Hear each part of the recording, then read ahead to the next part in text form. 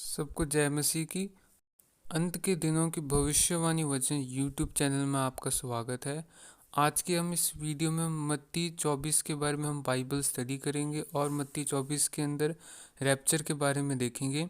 Description blog में मैंने 2 link दिए हैं। पहले लिंक के अंदर मत्ती 24 30-31 और मत्ती 25 के 31 वचन में डिफरेंस के बारे में बताया और रैप्चर के बारे में बताया, और दूसरे लिंक में मेरा ब्लॉग है जिसमें हम अंत के दिनों के संदेश के बारे में पढ़ सकते हैं। तो चलिए अब हम वीडियो की शुरुआत करते हैं। पहला है कि मत्ती 24 के 1 से लेकर 2 वचन में प्रभु यीशु मसीह ने मंदिर के विनाश की भविष्यवाणी की है। यह भविष्यवाणी 70 ईस्वी में पूरी हुई। 70 ईस्वी में यहूदी लोगों का रोमन साम्राज्य का विरोध करने के कारण रोमन सेना ने मंदिर और यरूशलेम का विनाश कर दिया। तो इस प्रकार प्रभु यीशु मसीह की भविष्यवाणी पूरी हुई। मत्ती 24 के तीसरे वचन में चेलों ने प्रभु यीशु मसीह से सवाल पूछा है, और मत्ती 24 के तीसरे वचन में यह लिखा है कि और जब वह जैतून पहाड़ पर बैठा था तो चेलों ने अलग उसके पास आकर कहा, हमें पता कि यह बातें कब होंगी और तेरे आने का और जगत के अंत का क्या चिन्ह होगा। इसके बाद प्रभु यीशु मसीह ने अगले वचनों में इसका उत्तर दिया है, और मत्ती 24 अध्याय उसके 4 से लेकर 8वें वचन में 7 साल के क्लेश के समय से शुरू होने से पहले के बारे में चिन्हों के बारे में बताया। वो चिन्ह यह है कि झूठे मसीह उठ खड़ेंगे, लड़ाइयों और लड़ाइयों की चर्चा सुनोगे, जाति जाति पर और राज्य राज्य पर चढ़ाई करेगा, जगह जगह अकाल पड़ेंगे, महामारियाँ फैलेंगी और भूकंप होंगे, और यह सब बातें पीड़ाओं का आरंभ होगा। इसके बाद मत्ती 24वें अध्याय उसके 9 से लेकर 14वें वचन में जो है वो कलेश के पहले 3.5 साल के बारे में बताया है। इसमें हम सबसे पहले मत्ती के 24 अध्याय और उसका 9वां वचन हम पढ़ेंगे। तब वह क्लेश दिलाने के लिए तुम्हें पकड़वाएंगे और तुम्हें मार डालेंगे, और मेरे नाम के कारण सब जातियों के लोग तुमसे बैर रखेंगे। और इसके बाद प्रभु के वचन में लिखा गया कि तब बहुत सारे ठोकर खाएंगे, एक दूसरे को पकड़वाएंगे, एक दूसरे से बैर रखेंगे, बहुत से झूठे भविष्यवक्ता उठ खड़े होंगे, अधर्म बढ़ेगा और प्रेम ठंडा हो जाएगा। उसके बाद मत्ती 24वें अध्याय उसके 14वें वचन में यह लिखा है कि राज्य का यह सुसमाचार पूरे जगत में किया जाएगा। आप इस चार्ट में देख सकते हैं कि मसीही विरोधी जब 7 साल के लिए वाचा बांधेगा तो 7 साल क्लेश के समय शुरू होंगे। दानियल की पुस्तक में उसके 9वें अध्याय और उसके 27वें वचन में लिखा है कि वह 1 सप्ताह के लिए वाचा बांधेगा, परंतु जो 1 सप्ताह है उसका इब्रानी शब्द में उसका अर्थ है 7 साल का समय। जो क्लेश के पहले 3.5 साल है, उस 3.5 साल में राज्य का सुसमाचार प्रचार किया जाएगा। इसके बाद मत्ती के 24 अध्याय और उसके 15वें वचन में उजाड़ने वाली घृणित वस्तु के बारे में लिखा है। ये उजाड़ने वाली घृणित वस्तु क्या है? यह मसीही विरोधी की मूर्ति, जिसके बारे में प्रकाशित वाक्य के 13वें अध्याय के 14वें और 15वें वचन में यह लिखा है। और आप इस चार्ट में देख सकते हैं कि क्लेश के पहले 3.5 साल समाप्त होने के बाद जो मसीह विरोधी वह अपने खुद को परमेश्वर घोषित करेगा। वह कहेगा कि मेरी पूजा करो, मेरी मूर्ति की पूजा करो और मेरा शाप लो। इसके बाद मत्ती के 24 अध्याय उसके 16वें से लेकर 29वें वचन में क्लेश के आखिरी 3.5 साल, जिसे महाक्लेश का समय कहा जाता है, उसके बारे में बताया गया है। अब हम मत्ती के 24 अध्याय और उसके 21वें वचन को हम पढ़ेंगे। क्योंकि उस समय ऐसा भारी क्लेश होगा जैसा जगत के आरंभ से ना अब तक हुआ और ना कभी होगा। अब आप इस चार्ट में देख सकते हैं जो आखिरी के 3.5 साल है वो महाक्लेश का समय है, क्योंकि मसीही विरोधी का जो राज है पूरे धरती पे 42 महीने अर्थात कि 3.5 साल के लिए आ जाएगा, जिसके बारे में आप पढ़ सकते हैं प्रकाशित वाक्य उसके 13वें अध्याय के 5वें वचन में। इस महाक्लेश के समय के दौरान झूठे मसीही और झूठे भविष्यवक्ता उठ खड़े होंगे और बड़े चिन्ह और अद्भुत काम दिखाएंगे। सूर्य अंधियारा हो जाएगा और चांद का प्रकाश जाता रहेगा और तारे आकाश से गिर पड़ेंगे और आकाश की शक्तियां हिलाई जाएंगी। और मत्ती के 24वें अध्याय और 30वें और 31वां वचन है वो रैप्चर के बारे में। अब हम इस वचन को पढ़ेंगे।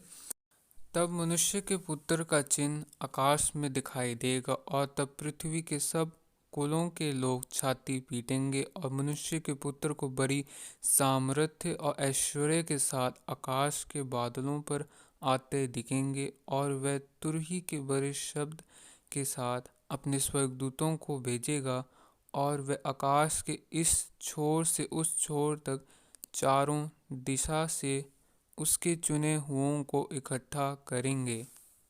यह जो वचन है वो पहला थुसलुनीकियों के 4 अध्याय के 16वें और 17वें वचन से जो रैप्चर का वचन है उससे यह मिलता जुलता है। और अब इस टेबल में आप देख सकते हैं कि मत्ती 24वें अध्याय 30 के 31वें वचन और पहला थिस्सलुनीकियों और चौथे अध्याय उसके 16वें से 17वें वचन के बीच में सिमिलैरिटी को आप देख सकते हैं। मत्ती 24 में लिखा है कि मनुष्य के पुत्र यानी प्रभु यीशु मसीह का चिन्ह आकाश में दिखाई देगा। और पहला थिस्सलुनीकियों उसके चौथे अध्याय में लिखा है कि प्रभु आप ही स्वर्ग से उतरेगा। दूसरा यह लिखा है तुरही के बड़े शब्द सुनाई देंगे। और इसी से मिलता जुलता पहला थिस्सलुनीकियों उसके चौथे अध्याय में लिखा है कि परमेश्वर की तुरही फूंकी जाएगी। और तीसरा यह है कि मत्ती 24 में लिखा है कि चुने हुओं को इकट्ठा किया जाएगा। उसी प्रकार से कुछ मिलता जुलता लिखा है पहला थिस्सलुनीकियों उसके चौथे अध्याय में लिखा है कि इकट्ठे होकर हवा में प्रभु से मिलेंगे। तो इस प्रकार से आप देख सकते हैं कि यह दोनों वचन मिलते जुलते हैं।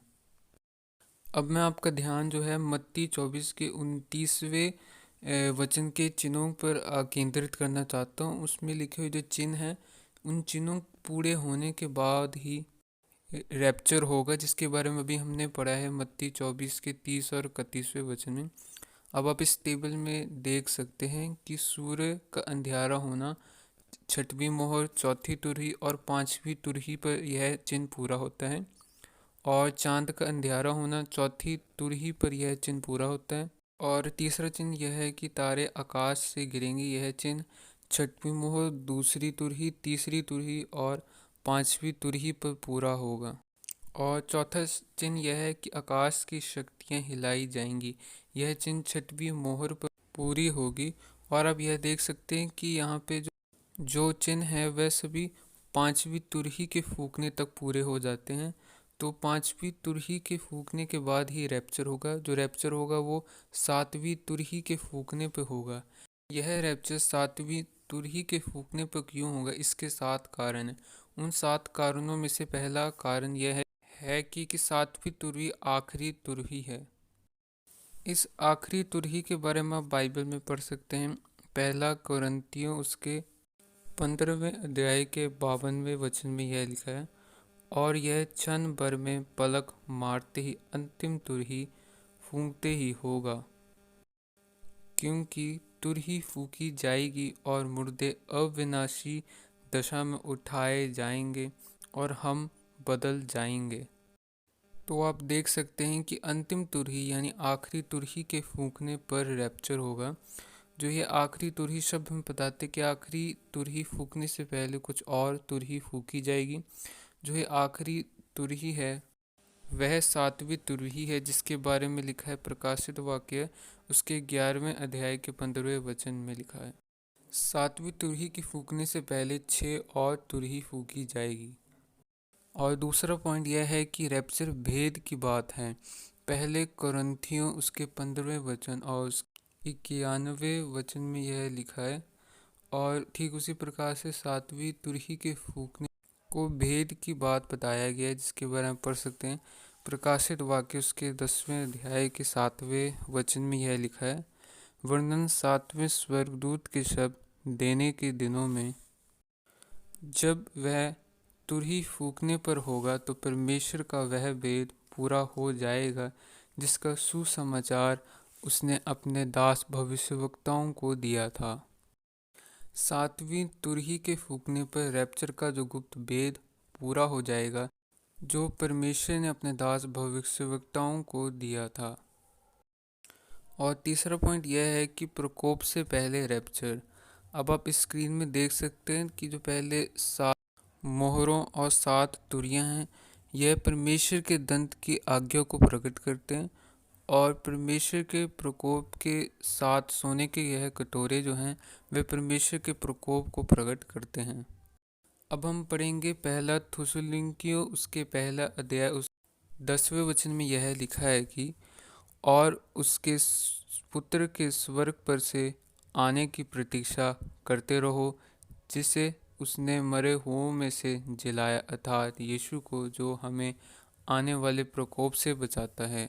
तो जो रैप्चर होगा वह परमेश्वर के प्रकोप से आने से पहले होगा, यानी कि जो रैप्चर होगा वह परमेश्वर के प्रकोप के साथ सोने के कटोरे के उंडेलने से पहले होगा, यानी कि 7वीं तुरही पर होगा। और अब हम पढ़ेंगे पहला थिस्सलुनीकियों उसके 5वें अध्याय के 9वें वचन में यह लिखा है, क्योंकि परमेश्वर ने हमें क्रोध के लिए नहीं परंतु इसलिए ठहराया है कि हम अपने प्रभु यीशु मसीह के द्वारा उद्धार प्राप्त करें। परमेश्वर ने हमें क्रोध का सामना करने के लिए नहीं ठहराया, परंतु हमें वचन में जैसे लिखा है कि परमेश्वर ने हमें क्लेश का सामना करने के लिए ठहराया है। जो क्लेश होगा वो पहले 7 मोहरों और पहले 6 तुरहियों के फूकने के कारण होगा, परंतु जो रैप्चर होगा वह 7वीं तुरही के फूकने पर होगा, जो परमेश्वर के प्रकोप के साथ सोने के कटोरे के उंडेलने से पहले होगा, यानी कि परमेश्वर के क्रोध के आने से पहले होगा। और चौथा पॉइंट यह है कि जो रैप्चर वह कटनी है। इसके बारे में आप पढ़ सकते हैं प्रकाशित वाक्य उसके 14वें अध्याय में 14 से लेकर 16वें वचन में यह लिखा है कि जो यूहन्ना है उसने यह देखा कि प्रभु यीशु मसीह है, वो बादलों पर बहता और उसके हाथ में हँसुआ है, और वह प्रभु यीशु मसीह उस हँसुआ के द्वारा पृथ्वी की लवनी की गई, यानी कि फसल की कटाई की जाएगी। यह कटाई जो है वो रैप्चर को प्रकट करता है। प्रभु यीशु मसीह अपने स्वर्गदूत भेज के अपने चुने हुओं को पृथ्वी के हर एक छोर से इकट्ठा करेगा, जो कि 7वीं तुरही के फूकने पर होगा। इसके बाद प्रकाशित वाक्य के 14वें अध्याय में 17वें से 20वें वचन के अंदर दाग लता की कटाई के बारे में बताया गया। इसमें है बताया गया कि स्वर्गदूत अपने उत्तम हंसुए के द्वारा पृथ्वी की दाग लता के फल की कटाई करता है और उन्हें रसकुंड में डाल दिया जाता है, और रसकुंड में दाग को रौंदा जाता है और उससे काफ़ी लहू बहता है। यह परमेश्वर के क्रोध की कटाई है, जो परमेश्वर के प्रकोप के साथ सोने के कटोरों को प्रकट करता है, परंतु जो रैप्चर होगा वह परमेश्वर के क्रोध के आने से पहले होगा, यानी कि 7वीं तुरही के फूकने पर होगा।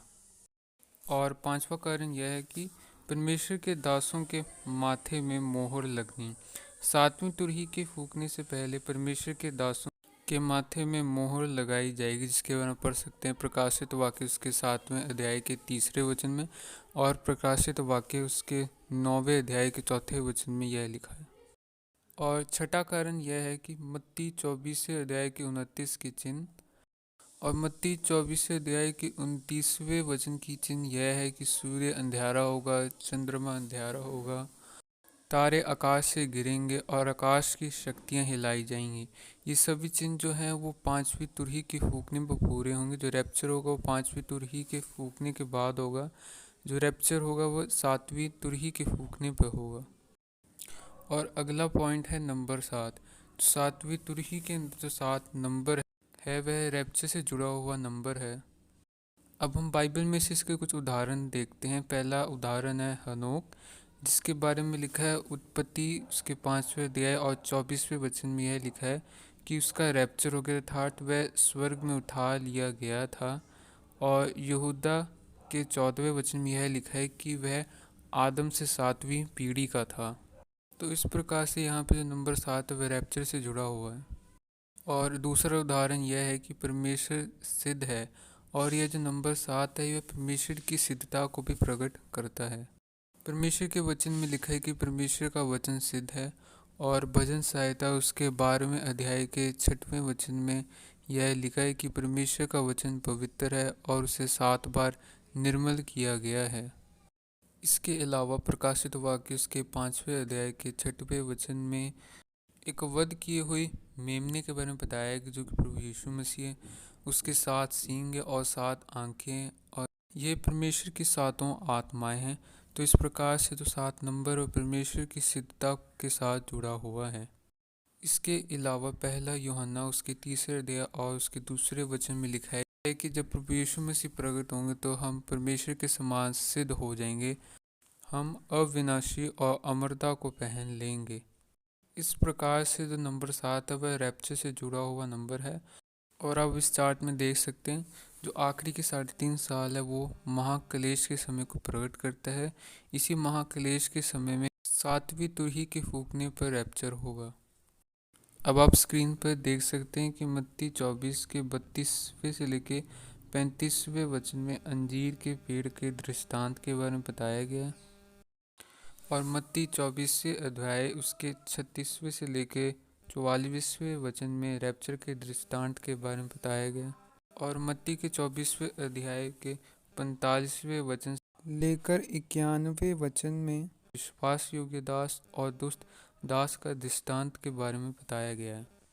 अब हम मत्ती 25 के बारे में बातचीत करते हैं। मत्ती 25 के अंदर उसके पहले से लेकर 13वें वचन में 10 कुंवारियों का दृष्टांत के बारे में बताया गया है।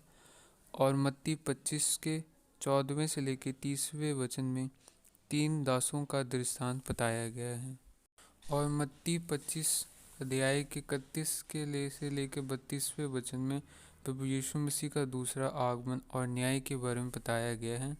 अब हम मत्ती 25 के 31वें और 32वें वचन को हम पढ़ेंगे।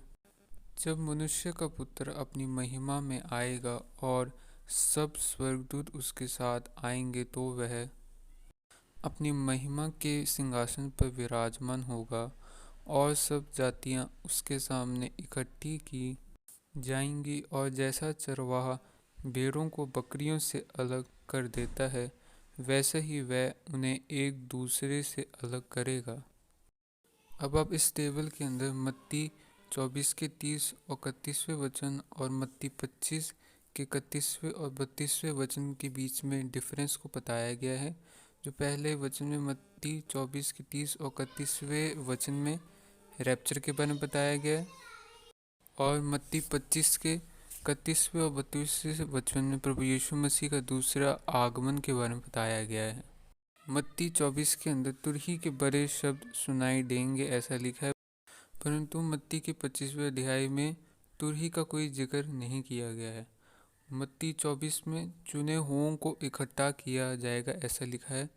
और मत्ती के 25वें अध्याय में लिखा है कि सब जातियों उसके सामने इकट्ठा किया जाएगी। मत्ती 24 के अंदर न्याय का कोई जिक्र नहीं किया गया, परंतु मत्ती के 25वें अध्याय में भेड़ों और बकरियों का न्याय के बारे में बताया गया है। अब आप इस चार्ट को देख सकते हैं।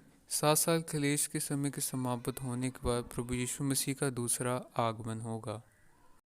और इसके अलावा मत्ती के 25वें अध्याय में 33वें और 46वें वचन में भेड़ों और बकरियों का न्याय के बारे में बताया गया है। तो आज का संदेश यही है। सबको जय मसीह की।